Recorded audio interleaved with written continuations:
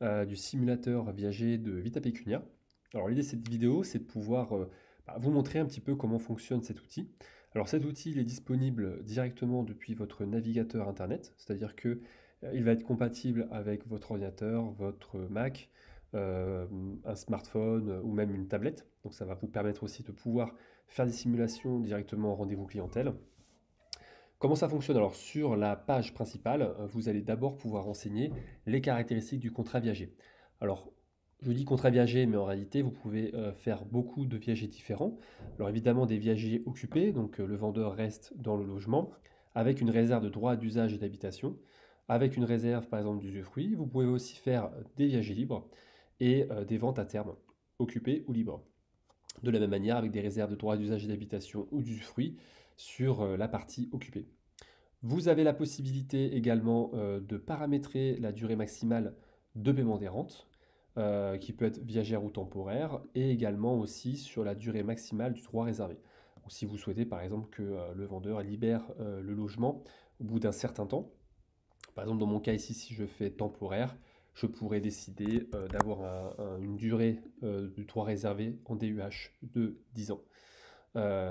Et donc, voilà, ça va avoir un impact au niveau de l'évaluation. Donc, c'est important aussi de le prendre en considération. On peut évidemment paramétrer des couples célibataires, enfin des vendeurs seuls ou des couples. Vous avez la possibilité de renseigner les dates de naissance ici. Donc, par exemple, si j'ai un vendeur qui est né le 16 janvier 1941, donc automatiquement, ça m'en calculage. Il a 83 ans à la date à laquelle je tourne cette vidéo. Vous avez aussi la possibilité voilà, de paramétrer aussi la date de naissance et le sexe de deuxième vendeur.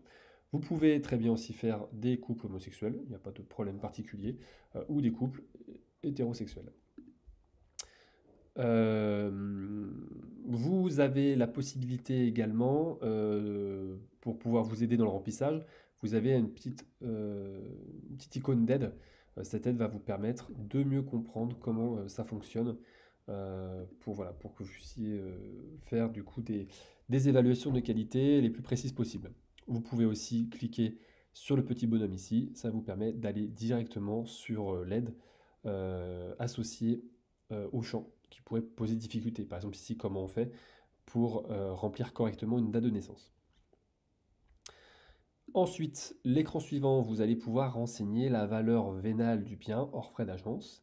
Vous pouvez ensuite mettre la valeur cible, c'est-à-dire soit les rentes ou la mensualité dans le cas d'une vente à terme, ou le bouquet ou le comptant dans le cas d'une vente à terme.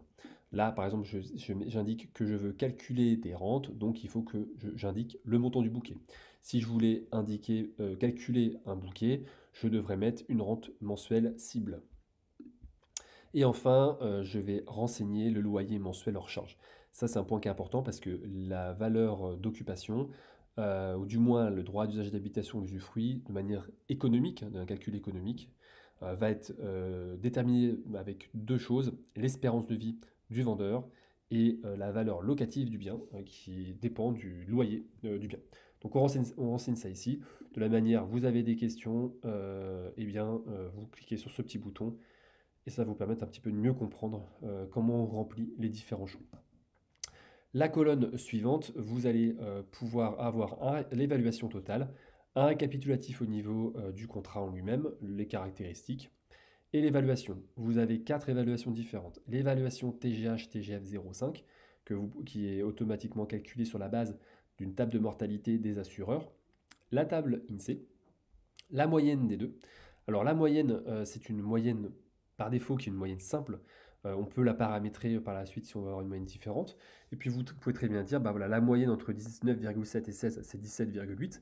Mais je peux aussi décider de modifier cette moyenne et par exemple de mettre 19 ans. Si je clique sur 19 ans, bah vous voyez, ça recalcule automatiquement mes données plus haut. Vous avez barème manuel. Alors barème manuel, qu'est-ce que c'est?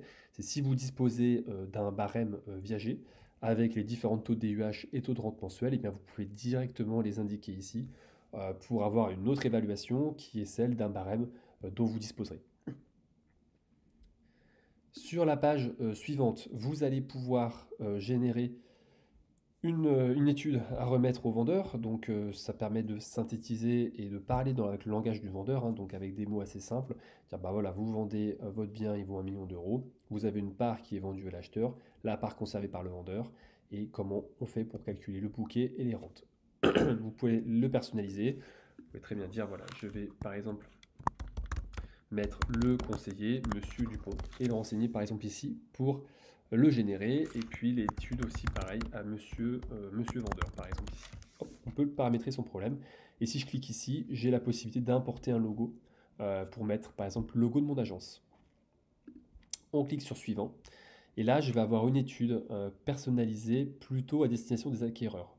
On ne parle pas de la même manière, effectivement là on va devoir parler de rentabilité, c'est ce que veut effectivement l'investisseur puisqu'il s'agit d'un investissement, le viager est un investissement avant tout.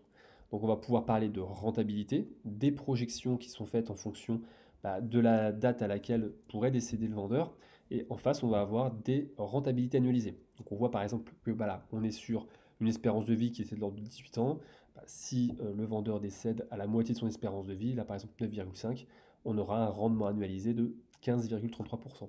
À 19 ans, on a un rendement de 3,6%. Et puis un décès à quasiment 30 ans, on a quand même de la rentabilité, on le voit ici. Là, on voit sur les différents graphiques la valeur du bien qui augmente dans le temps parce qu'il y a le phénomène d'inflation et d'augmentation, de revalorisation de l'immobilier, et le cumul de versement des acheteurs. Quand les deux courbes se croisent, c'est la date à partir de laquelle l'opération commence à être moins rentable. Donc ça nous permet aussi également de pouvoir visualiser les différentes rentabilités. Ensuite, je vais faire un petit aparté sur le paramétrage. Vous avez la possibilité, alors pour les gens qui sont un petit peu plus à l'aise avec les chiffres, de pouvoir paramétrer l'outil de manière un peu plus experte. De pouvoir par exemple mettre une pondération par défaut, de dire la méthode, la moyenne, ça va être soit du 50-50, c'est comme ça par défaut, ou je peux dire voilà, je vais un peu sous-représenter par exemple la méthode INSEE, je fais un 20-80. La méthode retenue dans les études, parce que vous avez vu les deux dernières pages, c'est les études, eh bien on peut choisir qu'est-ce qu'on veut retenir comme type de méthode. On peut revaloriser l'immobilier, comme on le souhaite ici, et également revaloriser l'inflation. Ça va avoir des impacts dans les calculs. Et ensuite, on peut, dans les évaluations financières, dire eh bien, le terme des loyers, est-ce que c'est à terme échu ou est-ce que c'est à terme échoir. Ça sera un petit impact aussi derrière en termes de valorisation. Donc voilà au niveau du fonctionnement. Donc le logiciel est compatible avec tous les supports et assez intuitif et assez fluide, hein, comme vous pouvez le voir. Vous pouvez l'utiliser en clientèle à votre bureau, à votre agence. Vous pouvez imprimer les différentes études ou les récupérer les différentes données et les mettre directement sur bien, vos études que vous avez, avec lesquelles vous avez l'habitude de travailler.